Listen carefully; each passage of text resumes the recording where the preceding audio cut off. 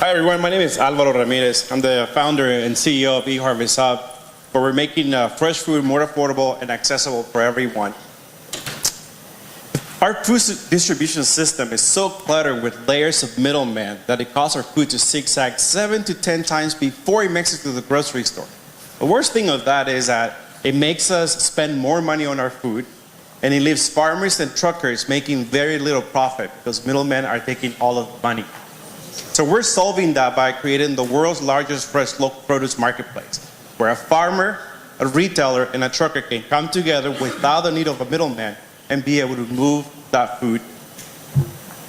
We raised a little bit over $1 million a couple years ago from Trin Draper and other venture capitalists to be able to build the technology. I'm happy to tell you that last year we finished building all of our technology, and it's currently being used by farmers. We're expecting this year to do a minimum of 150,000 transactions in the US.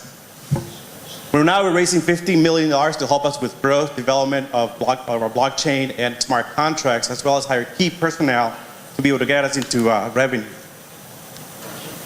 It all starts with data collection. We give farmers a traceability solution that allows them to meet FDA food safety regulations and industry standards on how to track product for food safety. But this not only does that for us, it tells us everything about the farmer's production, it tells us who is currently buying their product, and more importantly to us, it tells us who are the truckers already in the space doing it, because it lowers our acquisition cost for truckers, because that's where we make our money. Once we have that inventory through traceability, we surface it on a marketplace where now retailers have direct access to that inventory, are able to negotiate prices in real time with farmers, are able to hire the truckers directly. We don't get involved in any of the pricing. Farmer says their own price, the trucker says their own rate. We just provide them the platform. The good thing about the buyer is that they're able to track their order. They can see when it's being fulfilled, when it's being transported, and when it's being received at the warehouse.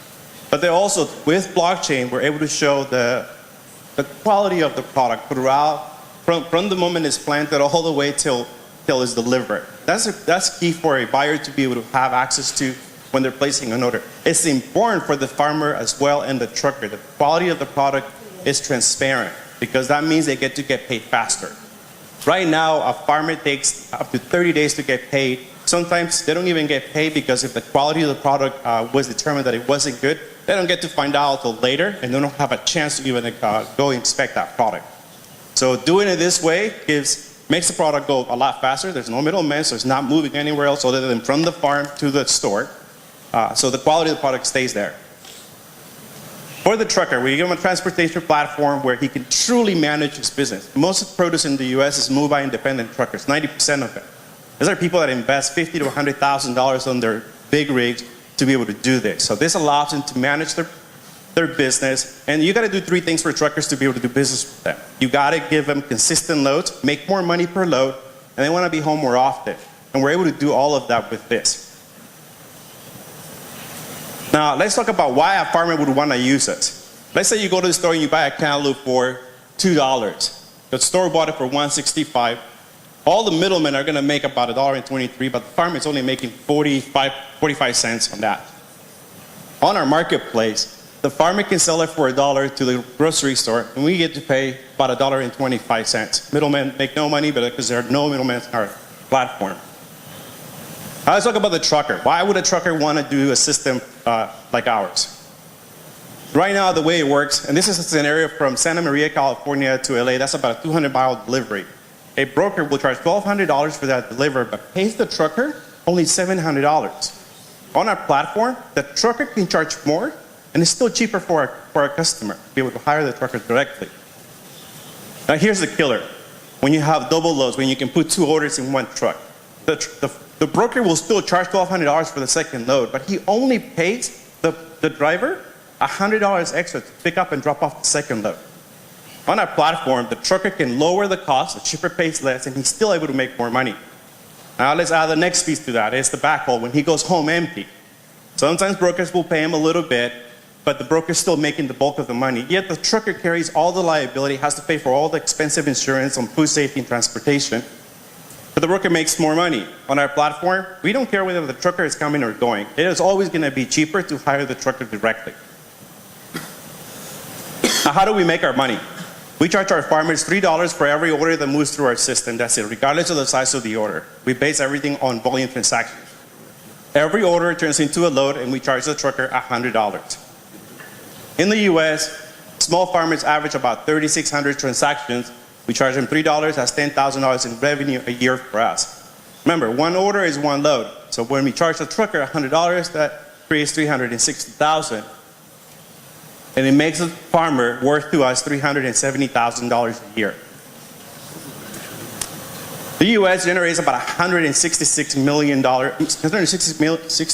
transactions. That's the obtainable market size. Our first focus is California because it produces 60% of the produce in the U.S. The other 40% is produced in 9-10 different states. But California generates about 56 million transactions. That's a little bit over $5 billion in potential revenue for us.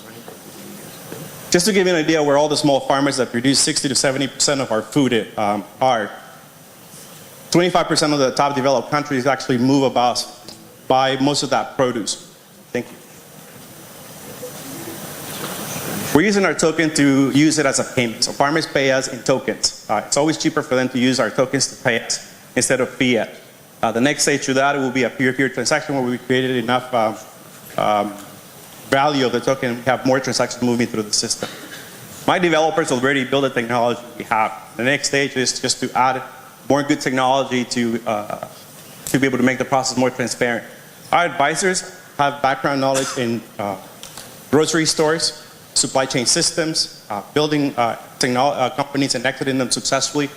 And so we've been very strategic about adding the advisory board to our company. Thank you.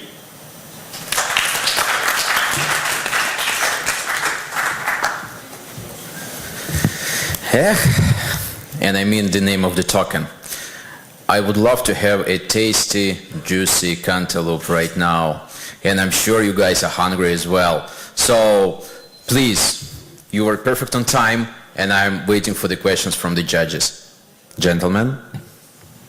What makes it easier for individuals who are truck drivers to pay you in tokens versus using fiat currency?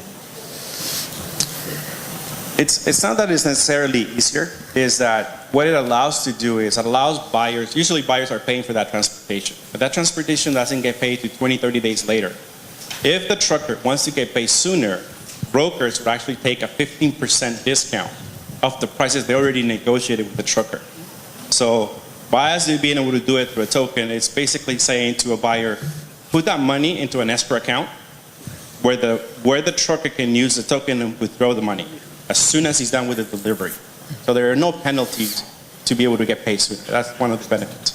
Now, the second part of the question is, in many countries, subsidies are provided to farmers. Now from subsidies rather, from a government standpoint, have you seen any pushback when obviously these major shipping organizations most likely have a lobby in most cases? Yeah, that happens when you're talking about fresh food, there are actually no subsidies. In the U.S., a lot of farmers have it, but that's your corn, your soy. Fresh food does not have that. Most farmers, what they typically do is they have insurances in case something happens to their crop.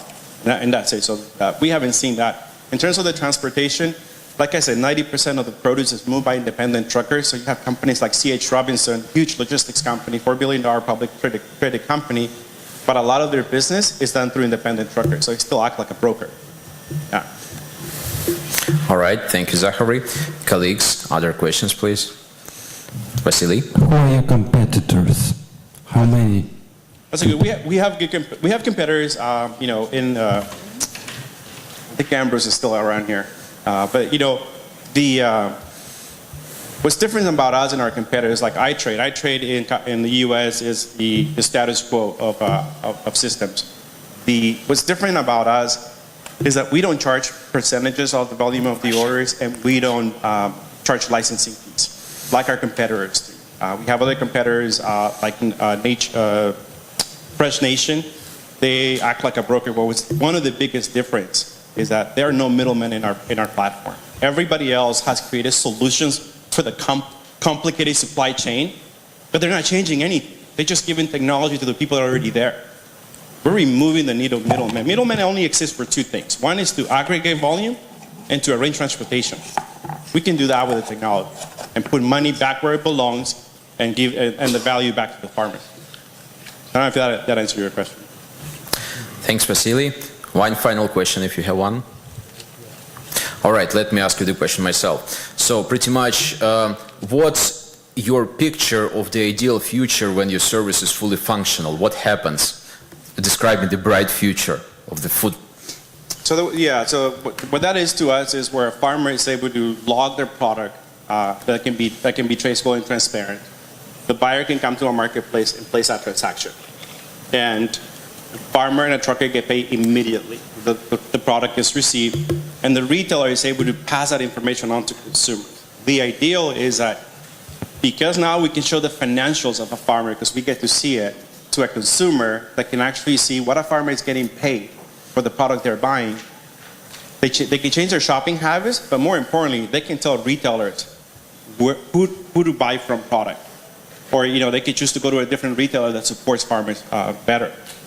For the other part of that answer is, and I'm not in the U.S., so I'll talk about it. One of the long-term ideas of our token is that if I can show you the economics of the farmer, that farmer needs a lender at the end of the day to be able to grow their crop at a high interest.